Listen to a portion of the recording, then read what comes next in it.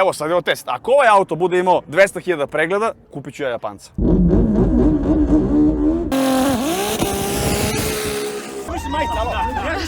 Počele pare da se vraćaju, a ne samo da se ulaže. Ćao ljudi, dobrošli na Petrokić YouTube kanal, ja sam Maca, nalazim se u Audiju i idemo put Užica. Idemo na Ponikve, još jedan street race, iza nas negde u BMW Rally, ista postavka kao i prošli put, ali hoću da ovaj put malo drugačiji napravimo tamo video, da malo o nekim drugim stvarima pričamo, ali lokacija je ista. Vidimo se na Ponikvama za 2 sata. Ne znam koliko se lepo vidi na kameri, ali pogledaj, probaj da snimiš koliko je ogromna magla. Izgleda ćemo morati vozimo s maglenkama. A to mi zovemo kao prljava brega. Sve mi se dešavalo, ali da bude magla na stazi, pazi ovdje u boksu ništa, a već smo se nadžiđali, a na stazi magla. U suštini ne vozi se, sad je 10:38 i dalje čekamo odobrenje da krenemo da vozimo, jer stvarno se ništa ne vidi, možda čak i nije ni bezbedno ovako voziti. Tako da čekam, nisam nas vozio još uvijek nijedan trening, ali za sada je sve cool. Zezamo se, družimo se.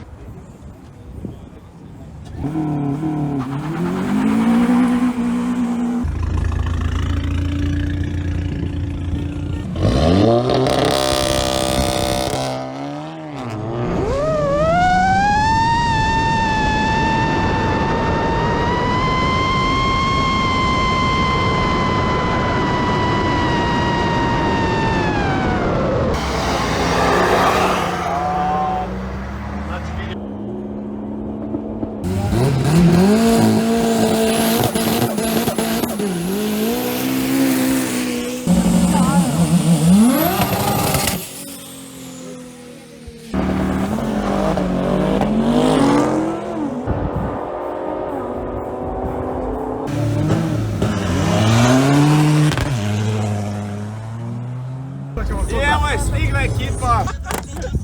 Evo ja sam završio svoje. Izvozio sam 2 treninga, oba sam išao 12:1, što i nije toliko dobro. Snimi ovu reakciju, molim te.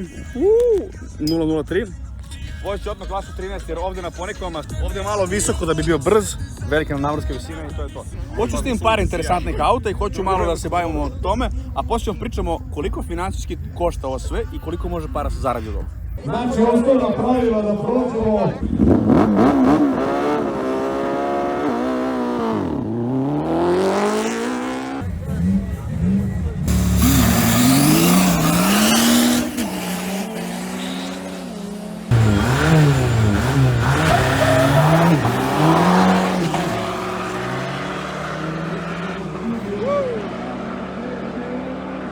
Pređo radi i trenira.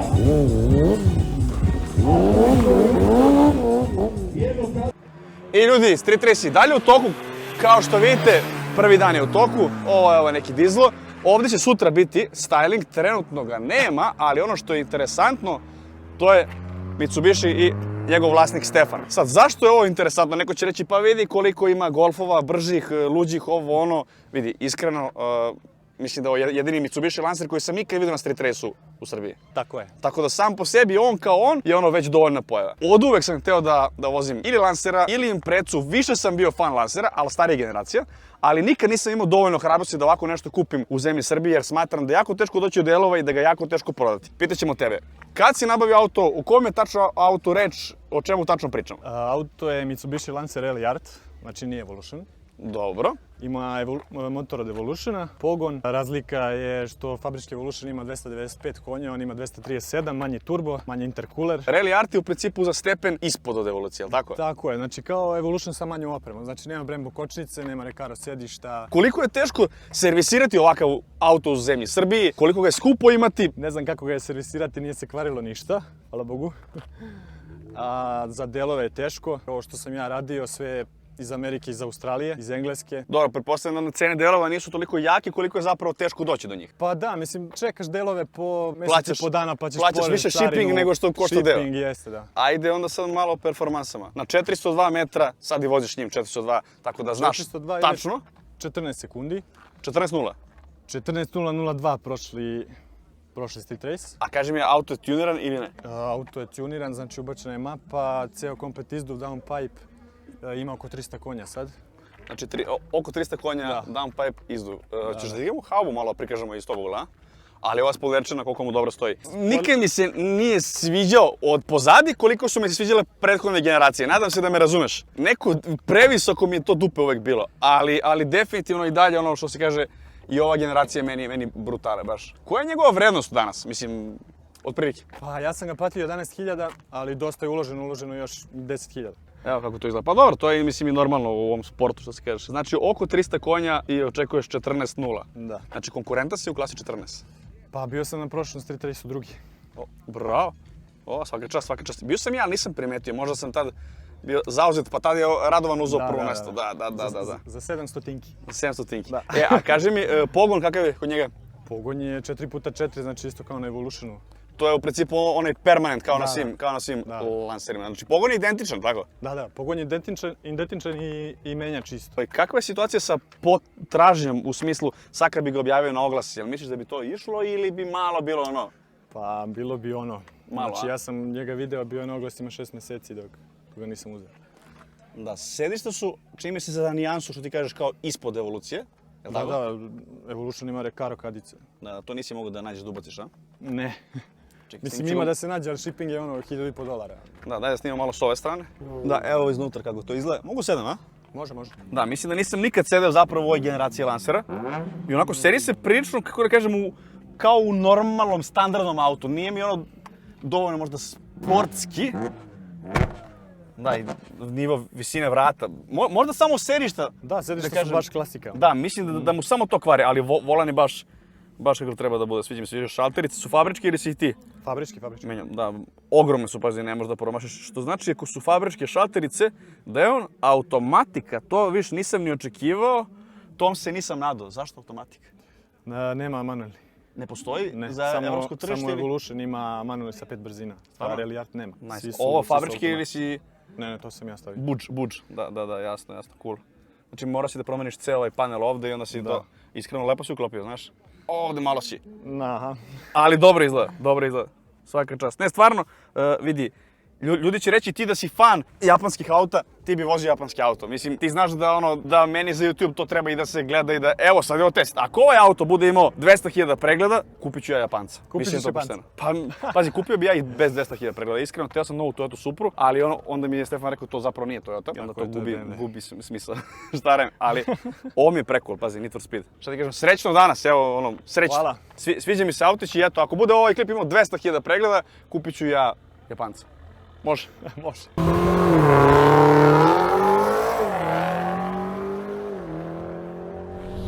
Ono što još uvijek ne znamo je to da li će konačno osvojiti pehar i pobediti. Ali ono što možemo znati unapred prilikom kupovine polovnjaka je to da li je auto bio lupan, kraden, da li je vraćana kilometraža i da li je bio taksi. I to sve preko sajta carvertical.com. Dakle, ovdje imamo Audi RS5, prelepo izgleda. Pošto nema RS oznaku, već mi to malo sumnjivo da li je to RS5 ili S5, da li je bio pakovan, da li nije. Pozadi je ceo RS. Okej, to je okej, prelepo izgleda, stvarno dobra oprema. Međutim, kada se, pazi sjećate koliko su lepe. Međutim, kada se pogleda, 2 godine pre toga, automobil izgleda ovako, na oglasu. Čekaj, vidi ovo. Kao da je bio neki crash test, jebote. Ovo ako je neko preživio, onda svaka čast, pazi, polupane desna zadnja strana, gepek, šoferka pozadi, levi bok, auto je ceo krug razvaljen. Sjećate su i dalje dobra, šoferka je polupana, da, pravi RS5, pazi, od ozdo, pa preko neke njive se vjerojatno prevrta. Baš detaljno. Da vas neko ne bi prevario, zezno iskoristite promo kod PH i ostvarit ćete 30% popusta prilikom provere polovnjaka.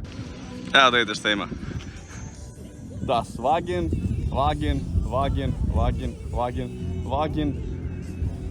Ne baš Wagen. Znate šta je Wagen vidio? Ovo preko puta nisu Wageni, to je dobro. Opet Wagen. Nije bilo, ne naprave neku glupost Vidjet ćemo koliko. u finalu. Prvi ran je bio 11.3, ne 10.3 mislim, da, 10.3 to je treningu.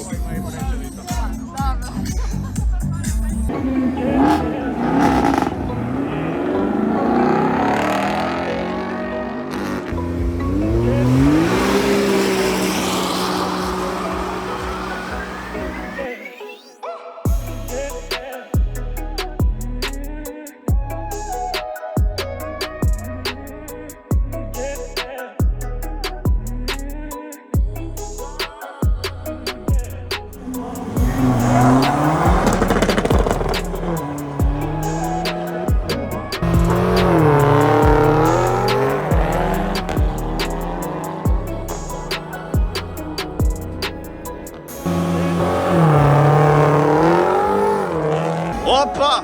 Idi bre! Čestitam! 200 rejsa za redom. Svaki čast. Svaki čast, da. 14.06. A s kim si išao, sa Mitsubishi? Sa istim iz prošlog finale, brate. Još se tresu ruke, tresu ruke. Brate! Ja sam navio za tebe. Ja sam za tebe navio.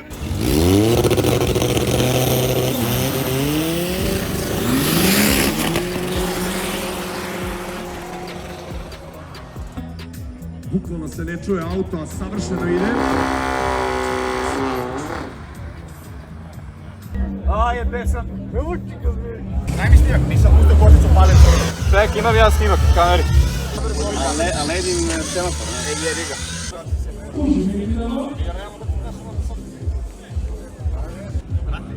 Nisam pustio kočicu.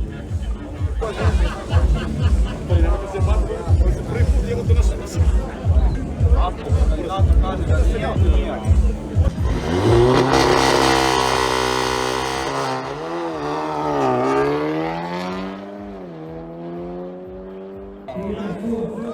Da li je moguće ovo, brat? Kako? Evo ti ima auto koji leti, brate, vozi klasu. Protiv Aleksandra. Njega, bilo je malo, brat. Nema veze. Nema veze. Za malo. Evo pogledaj na facu, pogledaj na samo facu, svi smo ispucama. baš smoreni. Ali stvarno nije bio red light. Nije bio red light, Pa nije bio red light. Ali nije bila ni klasa 12. Ali nema veze, bravo, ovo je nikad bliže. Nikad bliže, tako je. Imamo džabe večer. 1, 7, 3, Da. I priča se nastavlja. Užice jednako kiša. Svaki put kad dođem bude kiša. Kako ja pojma nemam. Čekamo da Radovan dobije pehar. Ja sam imao malu spornu situaciju. Ja tvrdim da je zakazala oprema tvrdi da sam ja zakazao. Ja sam u pravu. Imam snimak tako da upalio mi je i meni i dečku pored mene red light, a nismo uopšte pustili lunch. Da li smo se mi dobro poravnali ili ne, ja mislim da jesmo jer kao, čim smo krenuli znači da je bilo sve uredno, tako. Tako da to je to, nema dalje uopšte da pričam tu temu. Nakon toga sam bio malo, da kažem, ustručavao sam se da napravim dobru reakciju, pa sam napravio reakciju 0.6. Dečko pored mene napravio 0.3, znači obojica smo napravili loše reakcije, smo se bojali da nakinemo opet red light. I onda sam ja dozirao, on je prošao 13.075, a ja 13.077, znači to je ovoliko. Ja sam mislio kad smo prošli sam ja čak brži, ali eto, to je to. I prvo mesto, Radovan Čarković, startni broj 53. Sjajnim vožnjama, auto je kao štoperica radio i Radovan dolazi do prvog mesta, klase 14. Eto, Radovan kad pobedi imamo i vatromet organizovan.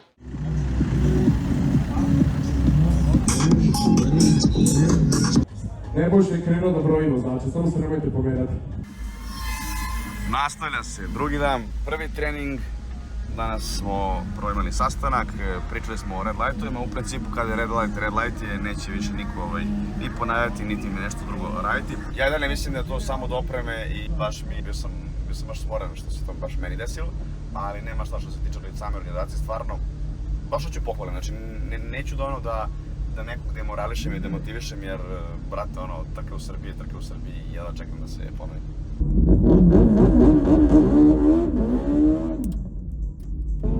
Radovan, brži karting na tebe.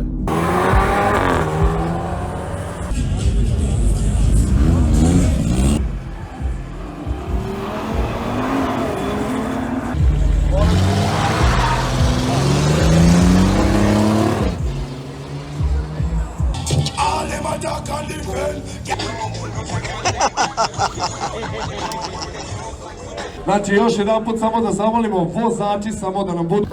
Sad hoću samo da vam kažem još jednu prednost Užica odnosno na Zlatibor. Smestili smo Užicu i pogledajte prednost toga. I koliko ovde? 14.900. Znači, pazi, šta smo rekli? Jameson, 9 komada, 2300 dinara. Alo, Uroše, sram te bilo. Samo 2300 dinara, tako da eto, ako hoćete da se lepo provedete noću i popijete, a ne platite puno, pijte Užicu, a ne na Zlatiboru.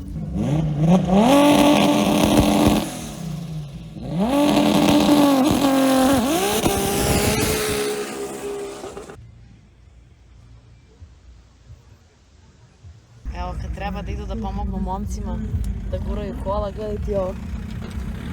Svi se pravi da spavaju. Ajde, Rade, diži se.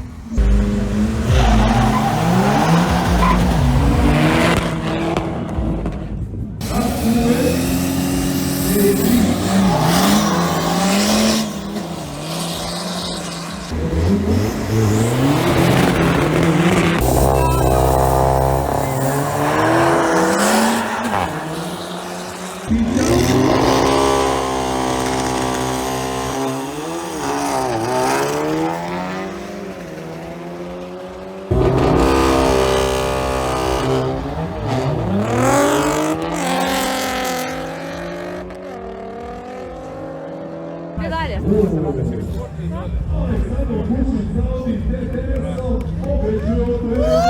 Prvi put, drugi krug. Tako je.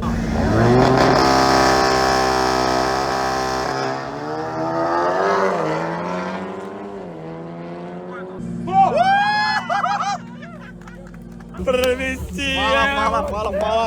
O, te brate, ajde. Večera si puno pio.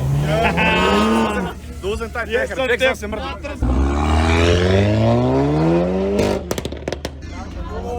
Ne, mislim majica. Eto, nije ni bilo teško pobediti. Šalim se, da nije bilo teško, nema 6 godina čekam to. Klasa 13 i najbrži 43, najbrža karavančina, ovde Daniel Tadić. Bato! Pardon. Pa nemoj to da mu radiš sa karavančinom!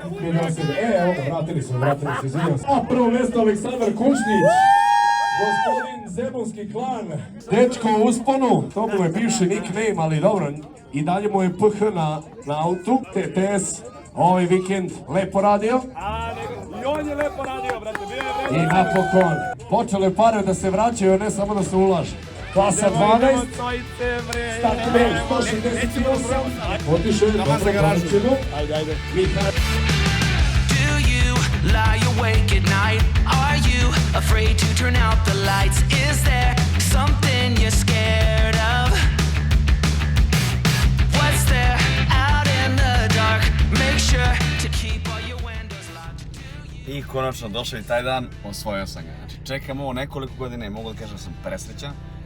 Mislim da je malo reći da sam presrećan, znači nekoliko godina jurim ovaj pehar i stalno mi izmiče i evo pehar, prvo mjesto klasa 13. Ovo mi je treći pehar u životu i ovo je do sad najbolje izgleda. Najbrža klasa i najbolje mjesto. Hoću samo brzinski pohvalim organizaciju, znači nemam bukvalno nikakvu primjedbu, sve je bilo super, od lokacije, načina organizacije, načina puštanja trka, nije bilo previše nekog lufta između, relativno brzo se sve odvijelo, tako da stvarno odlična trka, uvijek ću doći. I ono sad što ste mi pisali vi u komentarima, odnosno u porukama, ne samo ovaj put, nego već godinama unazad kad god idem na trke, kakva je tu situacija što se tiče financija. Kao što rekao, ovo je treći put da sam uzeo pehar, ali zapravo prvi put sam uzeo novac. I to prvo mjesto sam dobio 450 €. Ne znam da li to bude uvek, pošto kažem prvi put sam dobio novac sada, ali mislim da nije. Mislim da sama cifra varira od broja učesnika, od broja prijavljenih auta. Mislim, ne znam njihovu formulu izračunavanja, ali u svakom slučaju to je ta neka cifra. Znam da se dobijalo i u Hrvatskoj, ali nisam ja nikad dobio. Tako da, eto, to je ta neka cifra. 450 € nije mala lova, međutim, ako se uzme u obzir koliko košta ceo ovaj događaj, da se ispoštuje, da se ode tamo da se vidi, to onda u principu sad povlači koliko je to isplativo. Naravno, opet ponavljam, ja nisam išao tamo da bih zaradio, niti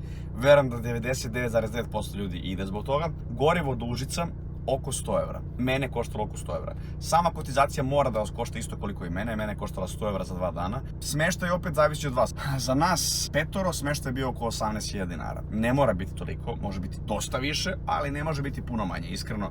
Zato što smeštaj, znači za 2 osobe mora da bude barem 25-30 €. A mi smo platili tako oko 3.800, tako nešto. A možete platiti, mislim, znate sami, vikend, i 500 € platiti. Tako da, ako računamo samo gorivo, učešće i smeštaj, za jednu osobu 250-300 €. I to nema šanse da prođete puno jeftinije, a možete proći samo dosta skuplje. Ali definitivno je dobra fora da eto postoji način da povrtite taj neki novac i da makar budete na nuli. Jer ja nisam rekao koliko me koštalo to habanje auta, koliko koštaju gume, mislim, na kraju krajeva ovi momci što sami sebi prave auta, koliko to njih samo izađe, mislim, u rukama, u delovima i tako dalje, to neću da ulazim. Znači samo kažem da, eto, postoji mogućnost da se potpuno fair i korektno zaradi 450, skoro 500 € za svega 13 sekundi, što sam bio bolji protiv nekoliko protivnika. Ili ti, bio sam brži od golfa i za 13 sekundi zaradio 500 €. Neko će reći street race nisu trke, to je na vama da uzmete kako vi želite. Da li je to hobi ili nije, ili su prave trke, mislim, za mene je to hobi. Ali zamislite ako je street race koji kažete da nisu prave trke, ako to me košta 300 € po vikendu, zamislite koliko bi me koštao tek krug ili brdo. Pa bar 2-3 puta više. To je to, ljudi. Idem ja da se grlim sa svojim peharom. Konačno like, share, subscribe, pa se vidimo uskoro u nekom novom klipu. Ćao! Bam!